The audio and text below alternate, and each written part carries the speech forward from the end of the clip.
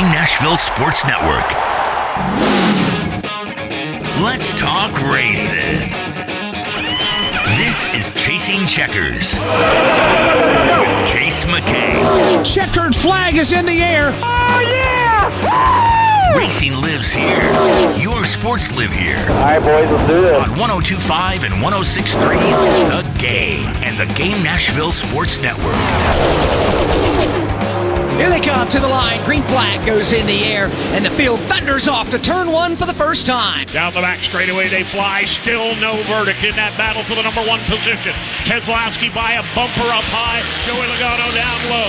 Three-way fight for the lead goes to two. Logano finally clears William Byron and takes sole possession of the lead. Trouble back straightaway. Ross Chastain, Austin Cindric get hooked together. Joey Logano has now led more laps in the NASCAR All-Star race than anyone else. Kyle Larson's in the wall. He just got the fence and he got it hard midway between 1 and 2. Here's Christopher Bell. The bump and run move is on in turn 2. Takes Logano all the way to the fence at the exit of turn number 2. Side by side down the back straightaway. Here comes Chastain. He's thinking 3 wide to the top. Bell runs Logano wide. Christopher Bell to the lead. For the first time in his NASCAR Cup Series career, Christopher Bell is an All-Star race winner.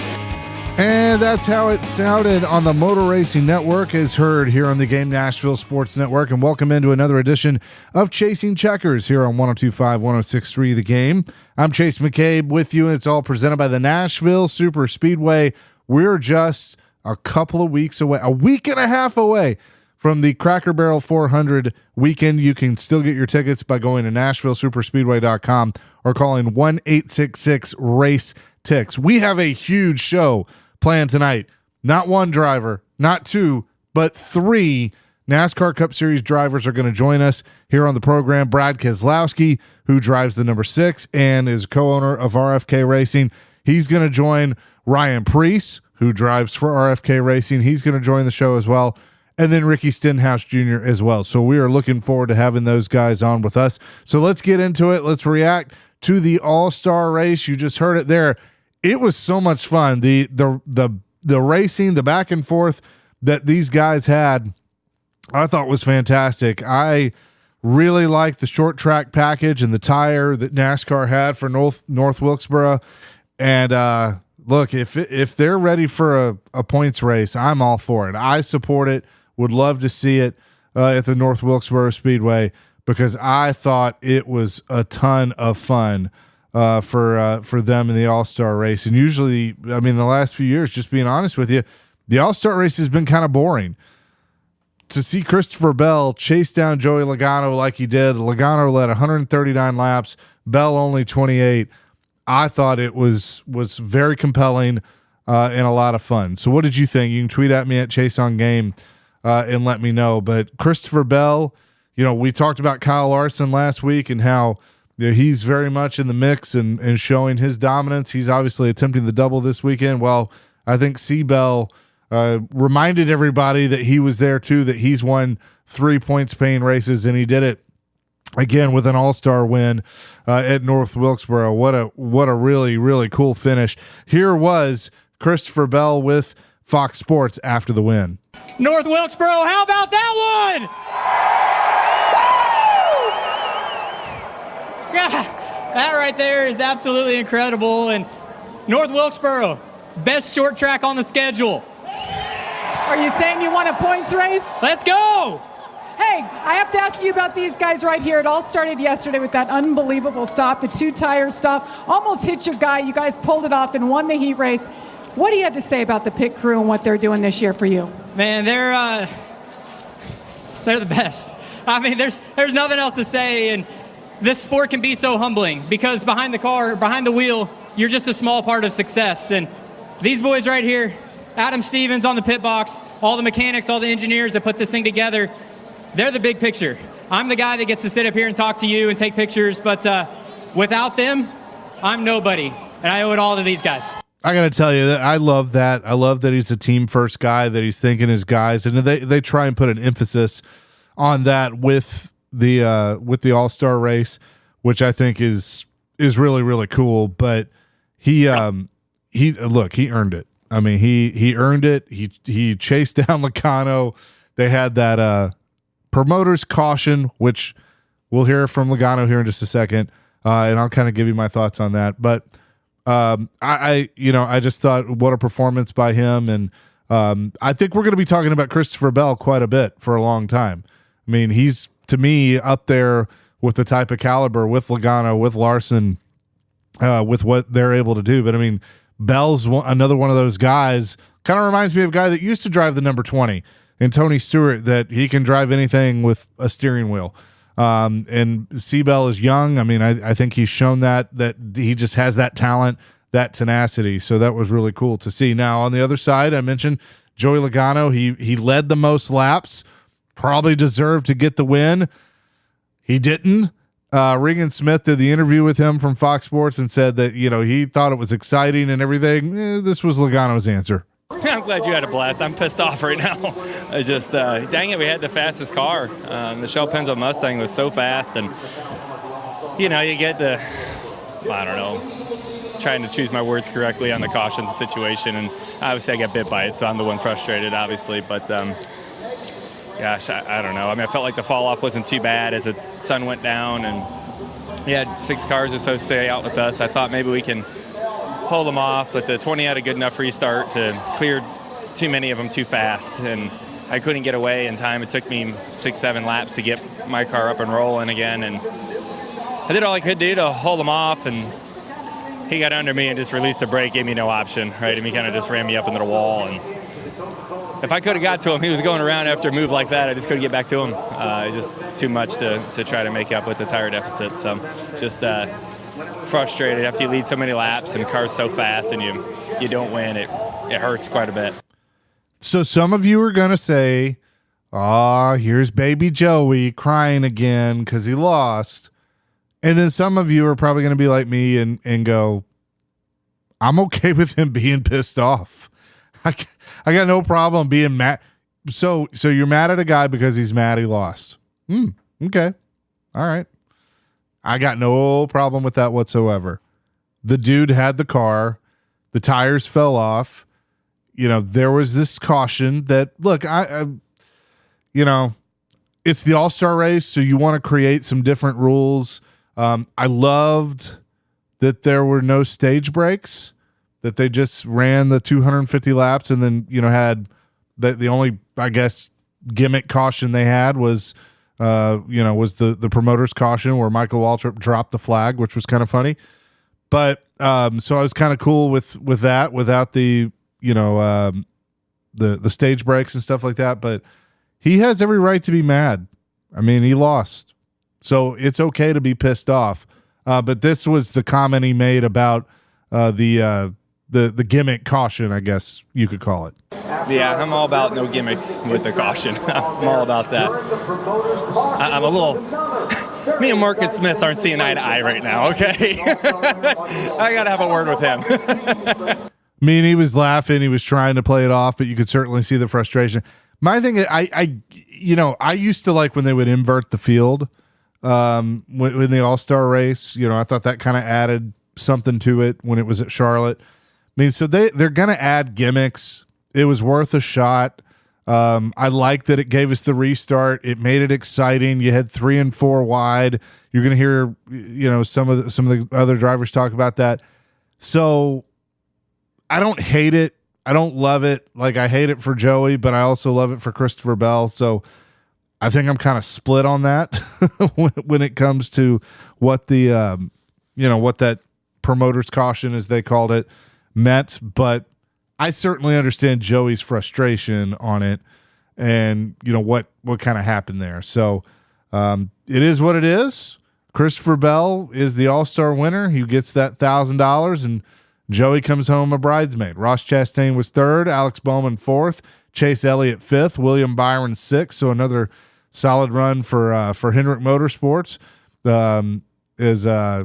Bowman, Chase Elliott, and William Byron are all there together. Tyler Reddick 7th, Kyle Busch 8th, Chase Briscoe 9th, and Chris Buescher rounded out the top 10. Kyle Larson was in contention, and he didn't even practice and qualify the car. He finished 21st.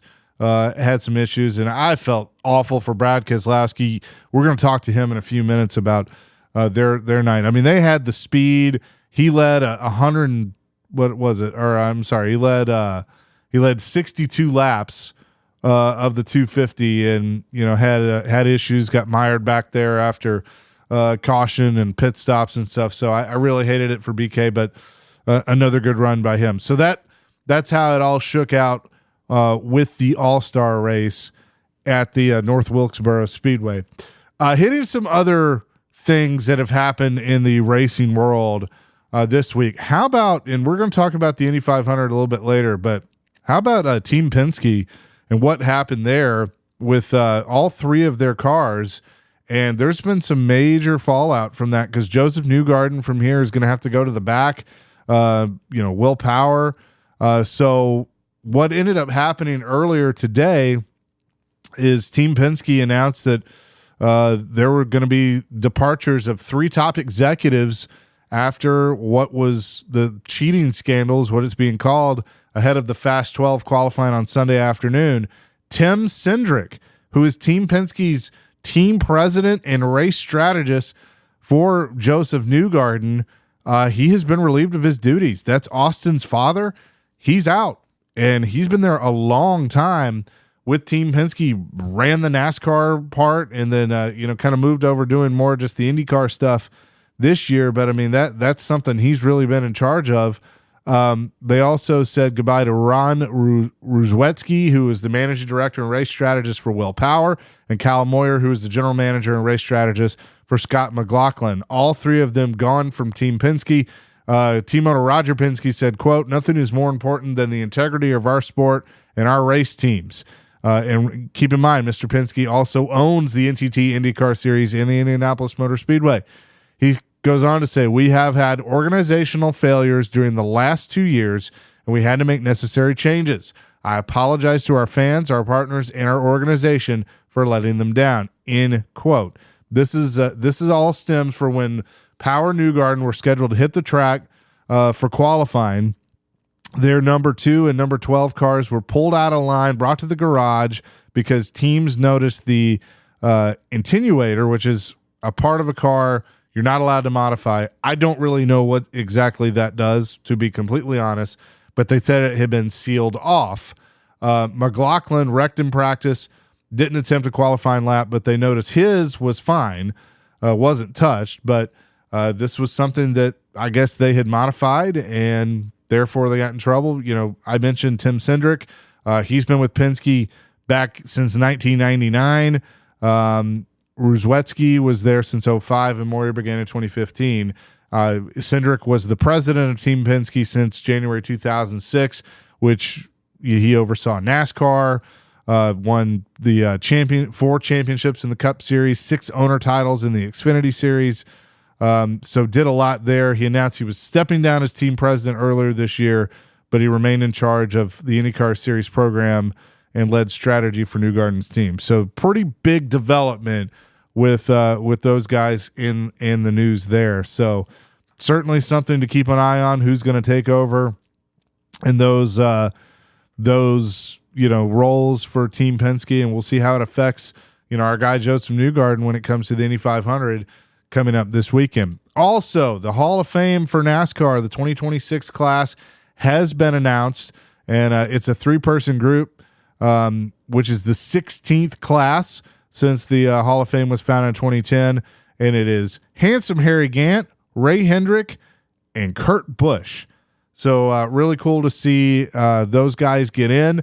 In addition, they also announced the great Humpy Wheeler, who is the recipient of the Landmark Award for outstanding contributions to NASCAR. Of course, longtime president of the Charlotte Motor Speedway. How fitting that Humpy gets to find out he's a Landmark Award winner for the Hall of Fame with this weekend, because this was always his favorite weekend. But hats off to Kurt Busch, who caught up with NASCAR.com's Shannon Spake and kind of talked about the emotions that he went through of getting the call to the Hall. I had to go into racer mode. I had to kind of stay focused on the emotions of it, but also you're listening to all of the statistics and all of the heroes that I looked up to and raced against, and the ones that are on the ballot with me. Everyone's deserving, and I was fingers crossed, hoping that it would happen. But either way, I would still be here to celebrate our past, our present, and our future. And now to be in the Hall of Fame, I'm just a blue-collar kid out of Vegas where my dad would give me a list of car parts to go and get from the junkyard. And then when he realized that I paid too much one time, he had to go to the junkyard and sweat that guy. But we were just finding car parts, and Mom worked extra jobs to put gas and tires on the cars, and it was just a family operation of fun. We never expected it to be a professional type of thing. Yeah, and what's going to be cool is they're going to have 2 Hall of Famers because Kyle Busch is a lock as well. But, you can say what you want about Kurt. There's a lot of people that don't like him. He's a hell of a race car driver. He's a championship winning driver. He's won a Daytona 500. He's was always in contention, won a bunch of races. So the resume was certainly there. Harry Gant is obviously another one that I think should have been in, as well as Ray Hendrick. So really cool to see that in Humpy Wheeler, but with the Hall of Fame announcements coming up, or that they just had. So congratulations to all of those involved. Coming up next, Brad Keselowski is going to join the show. You will hear from Brad and his All-Star weekend, and also looking ahead to the Coke 600. That is next here on Chasing Checkers, presented by the Nashville Super Speedway on 102.5, 106.3 The Game. Chasing Checkers is on the Game Nashville Sports Network. Back here, Chasing Checkers, 102.5, 106.3 The Game on this Wednesday, presented by the Nashville Super Speedway, and excited to have our next guest on with us. I told him before we came on the air, man, I was pulling for him in the All-Star race. Brad Keselowski, the driver of the number 6 for RFK Racing, is on the line with us. And Brad, it was a good start. You led some laps, but I know the finish didn't go the way you wanted. Yeah, it was a great start. Great qualifying effort to get on the pole for the All-Star race, win the heat race. I think we led the first 30, 40 laps of the race, which was fun. And then just didn't quite come together there. We weren't quite fast enough to stay in the lead and got shuffled there. And ultimately, I ended up running a little too hard and hitting the fence and ending our day. So disappointing finish to what looked like a great start of a weekend. And we just got to put all the pieces together. The great thing about it is we're showing the potential that this team has. The last 2 or 3 weeks we've run up front and we're in position. We just got to put it all together when it counts. And so got Charlotte this weekend, the Coke 600. Big race for our sport, big race for me. One I'd like to win again. I felt like I was going to win it again last year in 2024. We were pushing hard for the lead and almost had the pass, and the yellow came out, and the rain came, and the race ended. That was a big bummer, but I got one of those trophies. Trying to get a second one, I'm going to be greedy. Big race for our sport, and big race for me. And I was listening to the guys in the booth last night, and Kevin and Clinton said, the speed's there. Like, you showed like you had the speed. Do you feel like that you guys are pretty close? Yeah, in a lot of ways, yes. Our mile and a half in particular is going to be our strength. The intermediate type racetracks. And so that's really fun. We got to put all the pieces together. Pit crew is really coming together. We made a lot of changes there over the off season, and they've had a great couple weeks. So that's exciting. And for me, I think my confidence is growing in our team and how I drive the car, and just need to connect it all. Brad Keselowski is with us. So you mentioned the 600. How do you prepare differently for that one with it being such a long race? Well, good question. I think you just do the basics right. Don't out-trick yourself. Eat well, hydrate well, stay focused, take care of your body. Yeah, and I mean, it's obviously a fun one to watch for the fans, but obviously long for your drivers. With that said, the Kyle Larson's attempting to run the double again. How good is that for the sport to have that crossover with IndyCar? And obviously, Mr. Penske very well and what he's doing with the Indianapolis Motor Speedway and IndyCar. But how big is that to have a driver like Kyle that could really be in contention to win both of these races? Oh, I think it's awesome.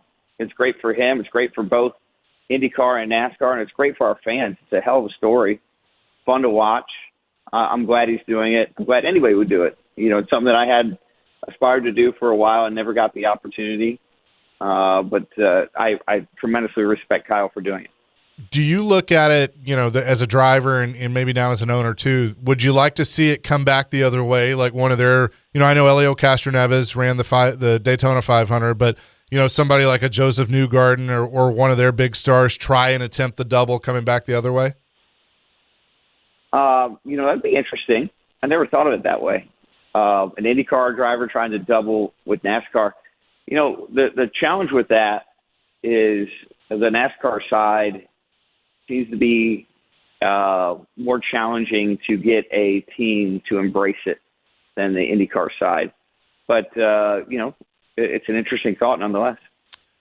As you look at things in big picture now, not only as the driver of the 6 car, but one of the owners of RFK, how has that balance been for you as, focusing on your stuff, but also what Preece and what Buescher are doing as well with their cars? Yeah, we want all 3 teams to win. That's the simplest way to put it. And, we've come close to that. We haven't been able to do that.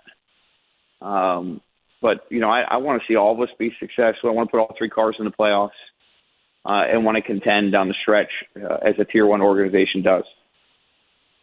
Is part of this for you kind of, and you got some years left as a driver, but paying it forward, so to speak? I mean, you had guys like Dale Earnhardt Jr. and Rick Hendrick and obviously Roger Penske, in your career do a lot of good things for you and help you make such a great career for yourself. Is this part of your way of not only creating what's next for Brad after the driving part's over, but also helping some of these guys like so many helped you?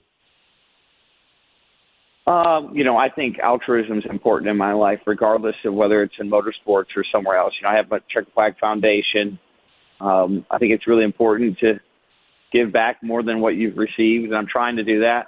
I've been blessed in a lot of ways, so I don't know if I'll ever be able to give back more than I've received, but I'm trying to do what I can, to pay it back and in some ways pay it forward to other people.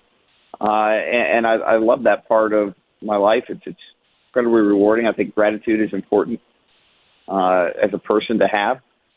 And, it's fun to see that work its way into other people's careers and see them be successful. So I'm committed to that in all aspects of my life.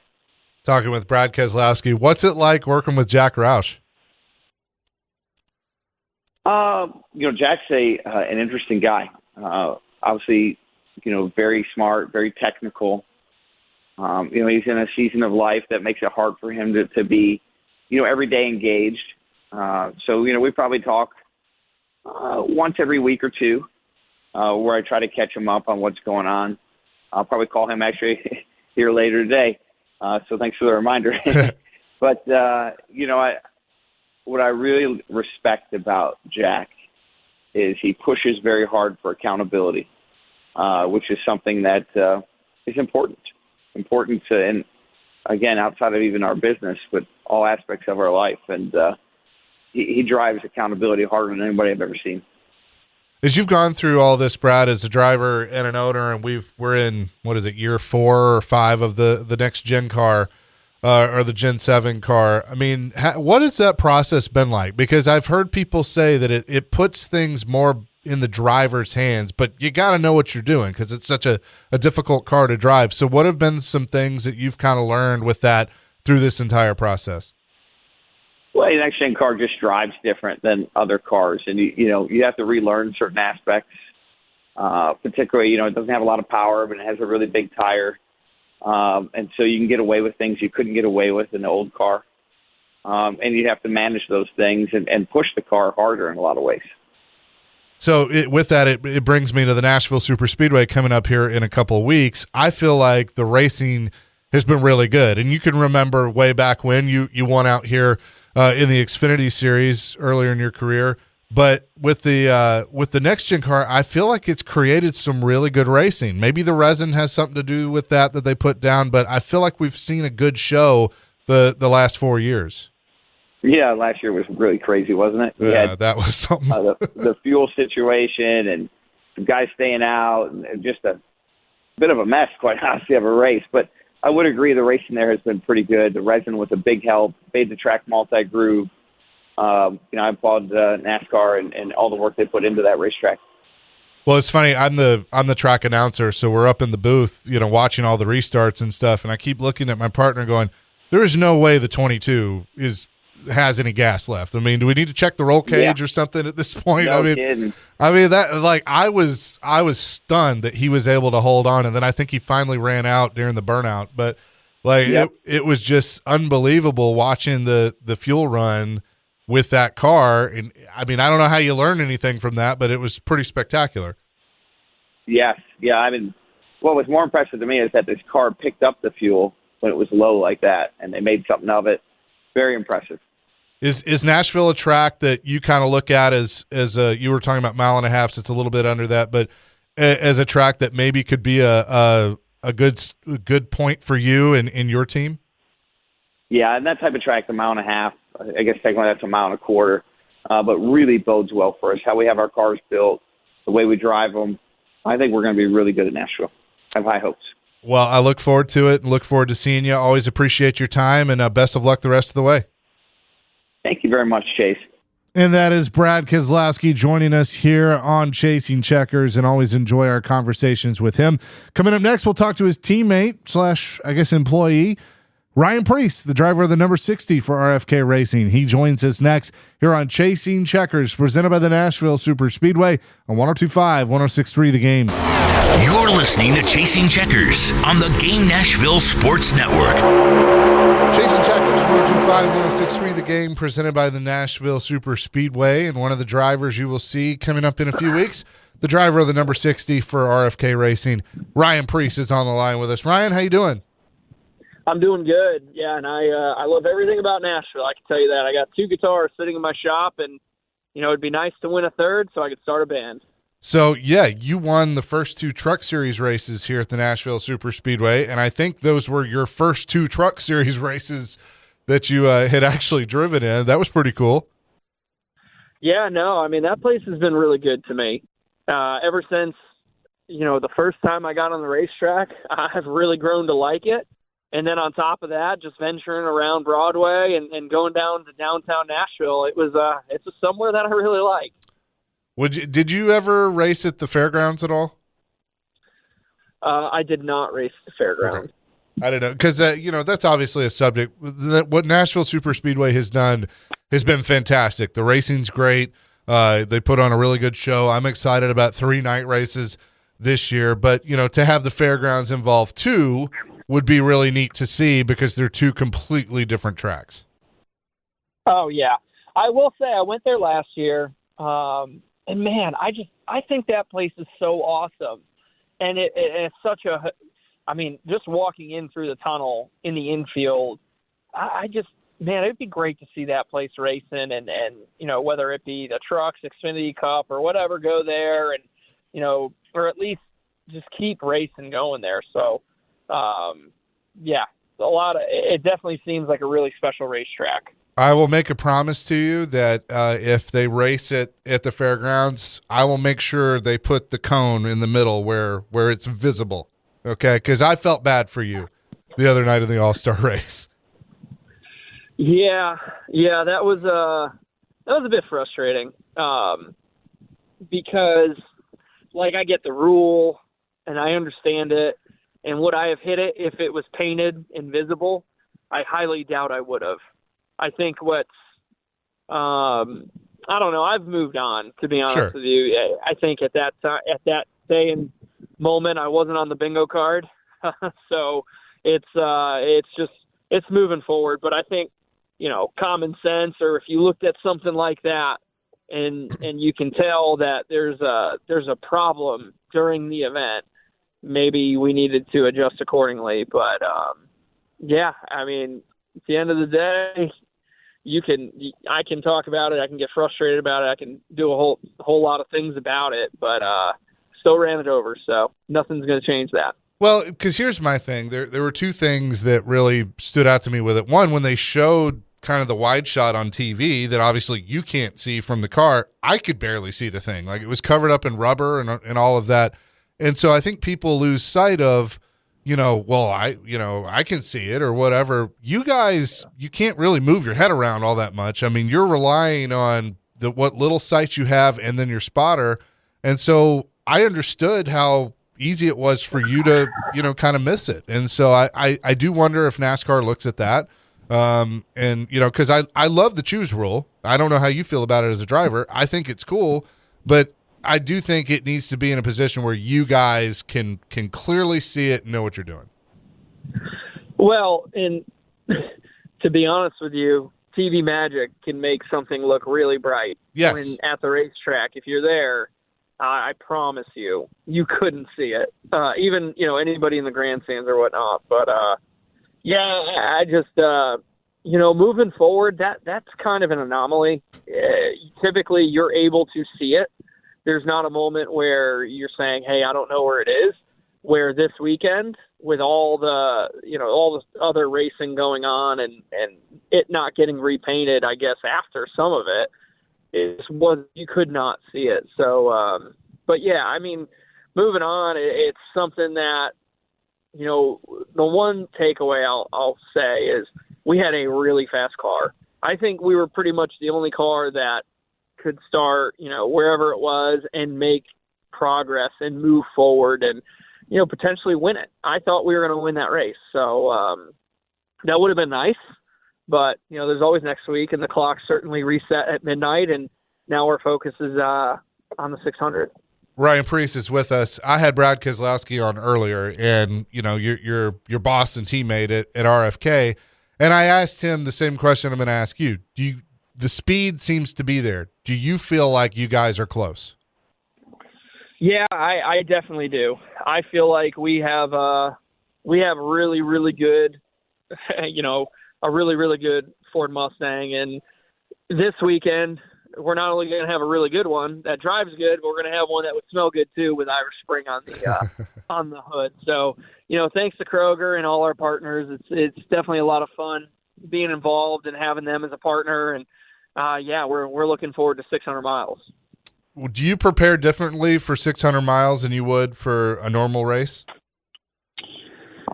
No, not for me. I try to stay hydrated and do all those things, but I think the biggest thing is during the event, you need to be able to stay up on, eating something because, you can get pretty worn down and beat down pretty quick. So we mentioned earlier in the interview, coming to Nashville, the Nashville Super Speedway. Obviously, you've had success there in the Truck Series. What is it about this track that makes it so fun? Because it's not quite a mile and a half. It's 1.33. So does it drive like a short track, or is it kind of like somewhere in between? Yeah, actually it does. It's somewhere in between, but it definitely has short track characteristics, especially during the day when it's slick and hot.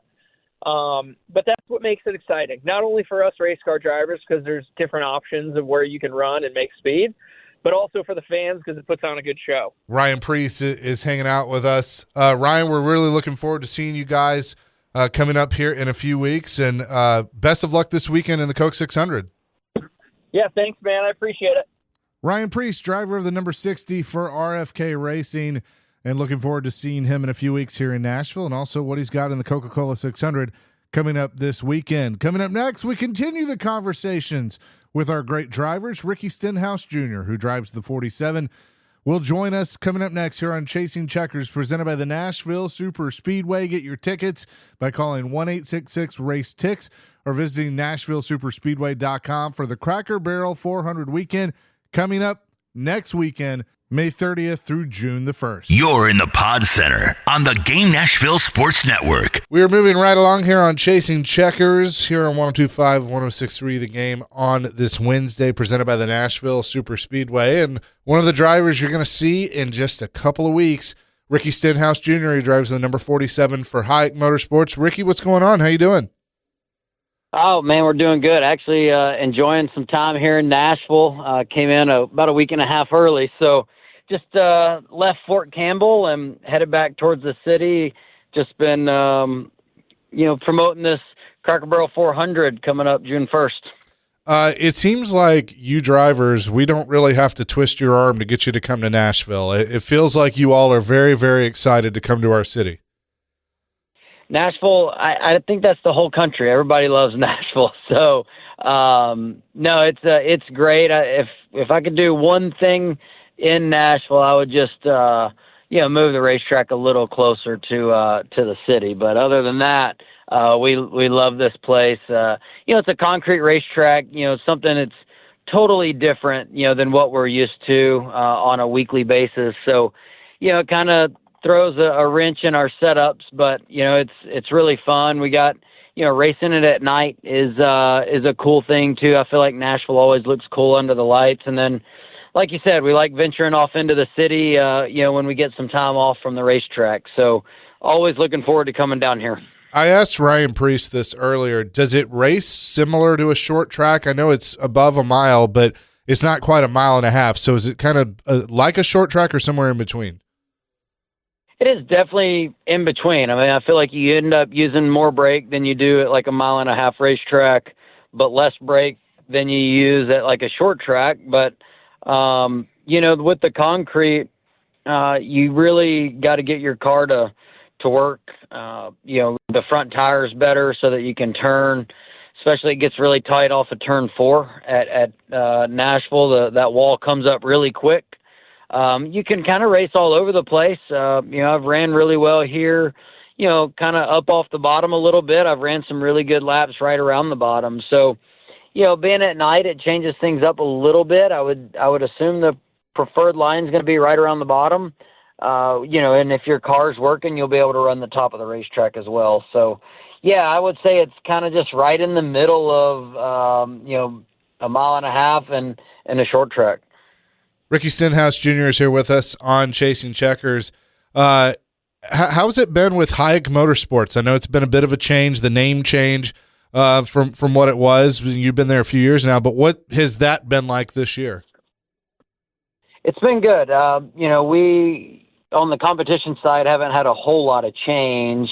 It's been mainly kind of the front office and sponsorship stuff. So, it's nice that my guys, back in the shop working can kind of just keep their head down and not really worry about the change and just focus on, what we're doing week in and week out on the racetrack. And so, coming here to Nashville, we'll have a NOS energy drink Camaro and looking to carry some momentum, hopefully from Charlotte this weekend on over here to Nashville. Charlotte and Nashville are good racetracks for us. And, so looking forward to just getting here and keeping my guys focused on the competition side.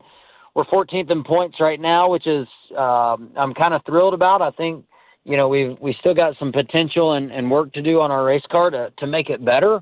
So I like where we're sitting. Do you feel like, you're a guy that everybody looks at, especially when you go to the super speedways, that you're certainly one to watch, but I also feel like you guys are getting to a point where it's more than that, where, some of you mentioned Nashville and Charlotte, being good tracks for you. Do you feel like that's going to help you as the season goes along, that you guys are really going to be in contention at more than just the super speedways?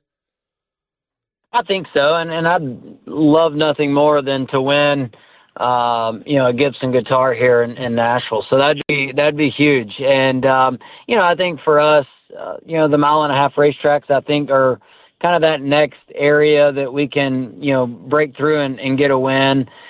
So, those are the ones that we're focused on. We had a really good car at Texas, struggled a little bit at Kansas, but had a good car at Las Vegas as well. So looking forward to, getting to Charlotte this weekend. I think we'll have a good car there. And then, like I said, carry that momentum into Nashville weekend. What did you think about the racing at North Wilkesboro for the All-Star race? I know it was a little less dramatic for you this year, which was good, but I thought the racing was really good. What did you think from the driver's seat? Yeah, it was good. I thought, the racetrack has aged a decent amount in just a couple of years since they repaved it. I feel like SMI did a great job with that repave and, talking with their engineers, kind of what they were looking at doing seems like it's kind of, working exactly the way they thought. So, we can obviously get more aggressive probably with the tires still to get a little bit more fall off. It seems like once we fell off to kind of a 19-second lap time. We just kind of stayed there and never really got any worse than that. But I thought the racing was good. I mean, heck, we were 3 and 4 wide at times. Good battles for the lead, a pass for the win there. And, way less dramatic for us, which that was the plan going in, is, not get wrecked and not be mad at anybody. So we came out of there with no issues. Is it ready for a points race, you think? Yeah, I mean, it definitely could be a points race. I think a lot of us, if they threw a points race in there, we'd all be fine with it. It's just a wild track, man. It feels like a lot smaller, than like a Martinsville, even though I don't really know if it is. So, but it just races really cool, because if your car is working around the bottom, you can really make some good passes.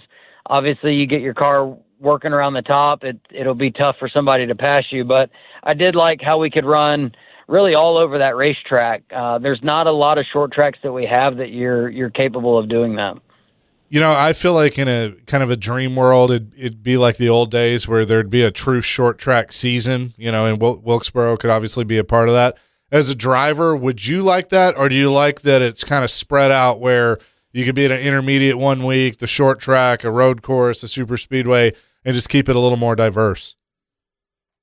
For us as a single car team, I like the mix up. I like that, we don't go to all these tracks at one time, because I feel like, we learn at a slower rate being a single car team. And so for us to, be able to race North Wilkesboro, really debrief about it until, I guess kind of Gateway's our next kind of short track corners where you're using a lot of brake getting in turn one. And so I think for us, it's better to kind of have the tracks, being mixed up so that we can try to evolve our setups and get better.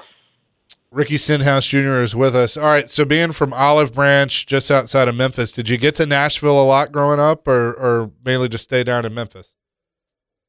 I got up to Nashville a decent amount, came here for a couple birthdays as I got older, and then we did some dirt racing around Clarksville, Crossville, some of those areas, and Atomic Speedway and or Atwood Speedway, So, yeah, we got up around this way a decent amount of times, and it has changed a lot since I started coming here back in the day.